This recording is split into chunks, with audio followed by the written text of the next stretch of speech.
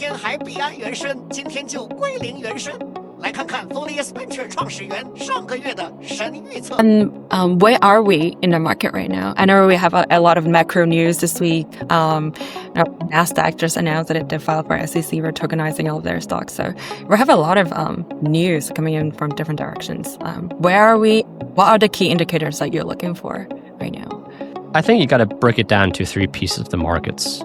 And then there's a longer term and the short term. I think for Bitcoin, it's graduated as an asset class. There's only pullbacks due to liquidity crises and long-term appreciation due to itself as a digital gold, it just keeps on happening. Like I think that's like a 10 to 30% CAGR asset over the next decade. And you get pullbacks, but it just keeps going up. No such thing as a bear market until the security model breaks, I think.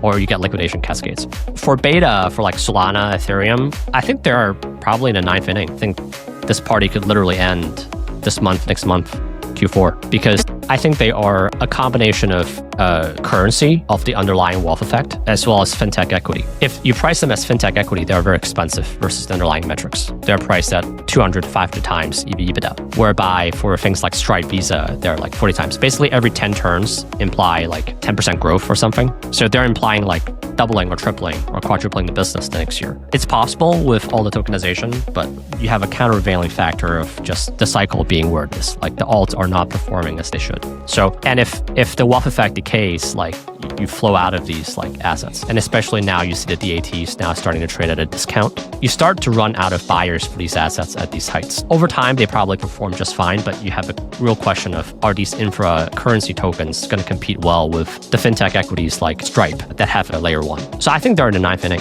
really. The altcoins, I think 99% of them are in a permanent bear market, like they just go to zero. I think there are maybe like 10 assets in the alt space that are buyable. Those assets are extremely cyclical still. Some of them have discrete factors that could make them compound over time at a very fast clips. But I think those are, depending on your time horizon, if it's like very short term, yeah, probably this quarter. Longer time zone, you buy the dips there, they probably compound pretty well.